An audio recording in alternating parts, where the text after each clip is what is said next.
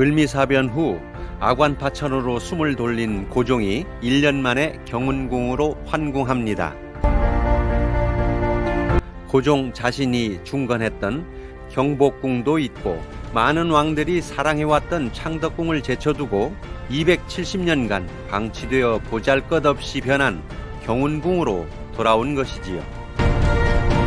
왜 하필이면 경운궁일까요?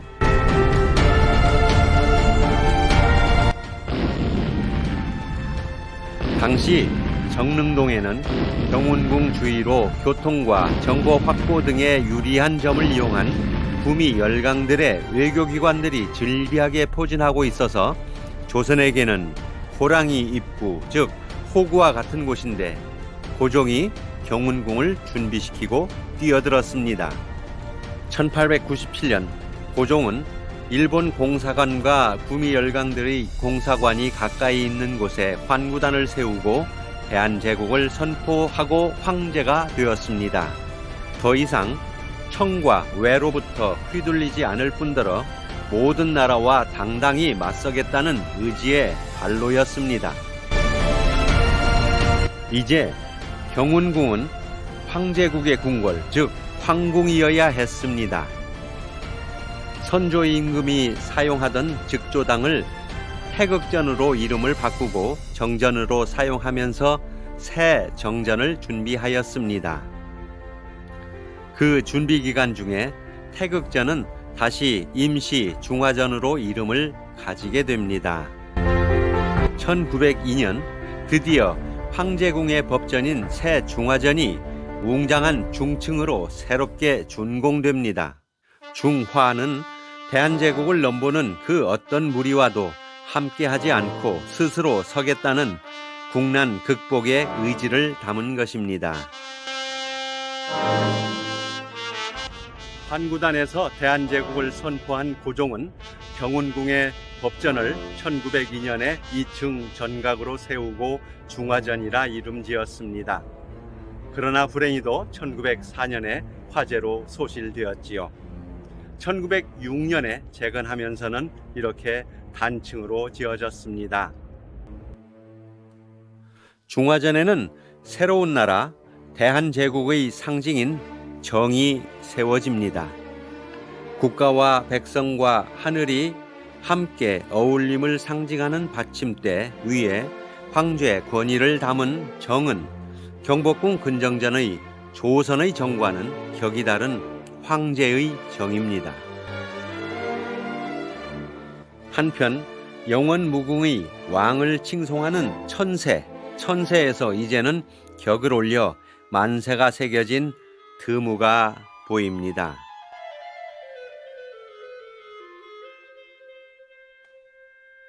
중화문과 중화문에서 중화전에 이르는 동안 답도에도 변화가 있습니다.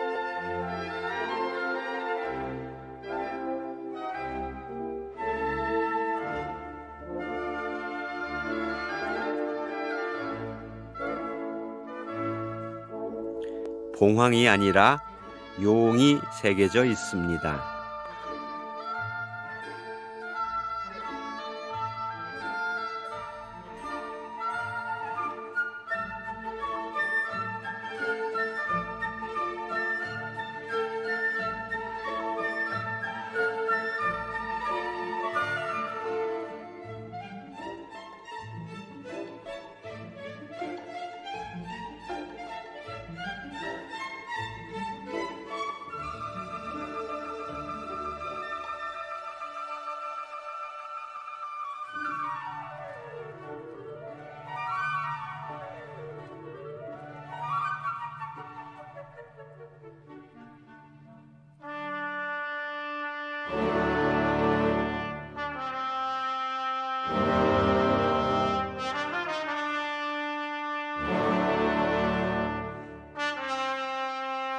궁궐의 격이 갖춰지면서 정문이 문제가 되었습니다.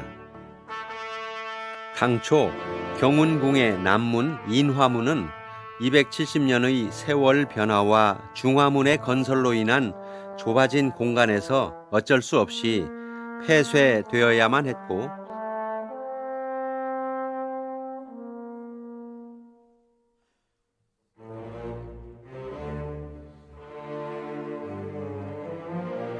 대신 동문인 대안문이 정문이 되었습니다.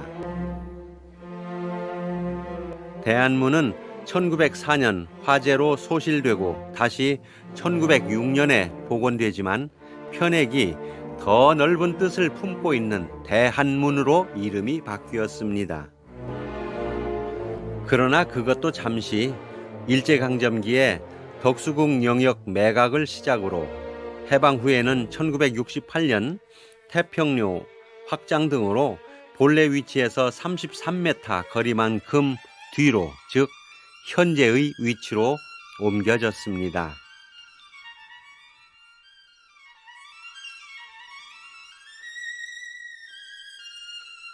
광무원년 1897년에 세워졌으나 일제가 메구어 버렸던 금천과 금천교를 근래에 복원하고 보니 대안문과의 거리는 너무 짧게 되고 금천을 흐르게 하기는 어렵게 되었습니다.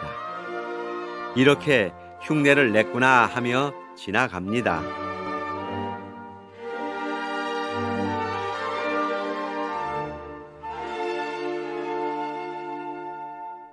하마비입니다. 신분 고하를 막론하고 모두 말해서 내리시오라고 써 있지요. 어느 궁궐이든 궁궐 밖에 있어야 할 텐데 왜 안에서 우리를 맞이할까요?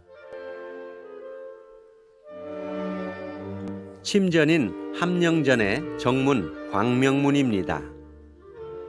함령전의 정문이면서도 1938년 일제가 석조전 서관을 미술관으로 개관하면서 미술관의 남쪽에 광명문을 벽체와 문짝을 뜯어내고 옮겨 놓았습니다. 언제부터인가 그 지붕 밑에는 신기전기 화차와 흥천사명 동종, 자경루를 두어 전시해왔습니다.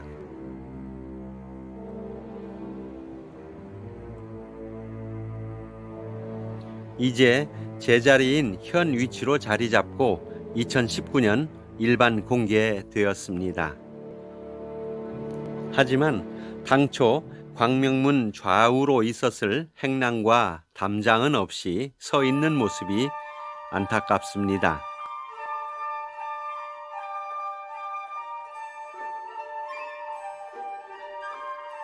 함령전입니다. 1900년에 지어지고 1904년 화재로 소실되어 다시 지었습니다.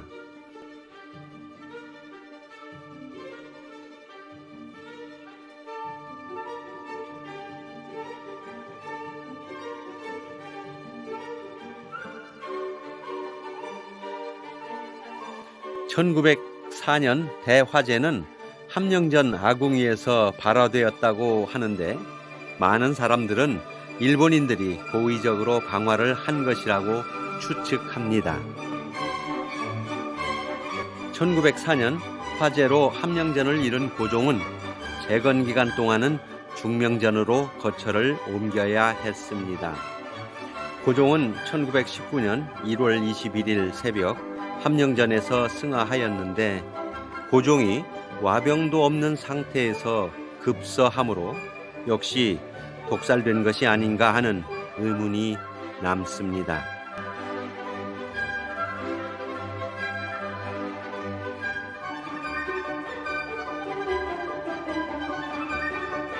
함령전 대청마루에는 자석식 전화가 설치되었었지요. 전화기를 영어 발음을 음역해서 덕률풍 또는 덕진풍이라고 불렀답니다. 덕홍전입니다. 명성 황후의 빈전과 혼전으로 세워진 전각인데 화재로 소실되고 지금은 덕홍전이 되었습니다. 1911년에 새로 지었지요. 정통 한옥 전각이지만 내부는 서양식으로 꾸며졌습니다. 바닥은 온돌이 아니라 마루로 되어 있습니다. 또한 내부에는 공황과 오얏꽃 문양 등을 화려한 금색으로 장식하였습니다. 행사 관계로 가까이서 보지 못하고 전에 다녀온 사진으로 소개합니다.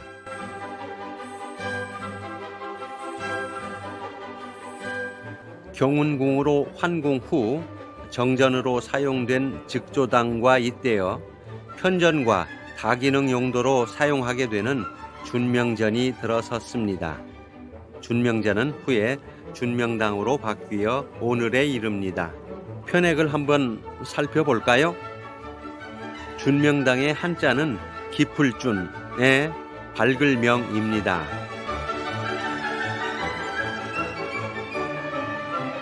그런데 명자는 눈목과 달호를 붙여 써서 눈을 크게 뜨고 세상을 보아야 한다는 뜻을 강조했다고 하니 우리도 눈을 크게 떠야 하겠습니다. 1912년 고종이 환갑에 귀인 양씨에게서 얻은 덕혜옹주가 5살이 되던 해인 1916년에 옹주의 교육을 위해 준명당의 유치원을 설립하고 준명당의 높은 기단이 염려되어서 난간을 세웠던 흔적이 지금도 남아 있습니다. 고종은 대한제국의 개혁 정신으로 구본 신참을 강조하였습니다. 구본 신참의 일환으로 서양식 신문물을 수용하는 자세를 취합니다. 경운궁에서도 그 모습이 잘 나타나 있습니다. 경운궁 다음 편 영상은 경운궁의 서양식 건물을 소개합니다.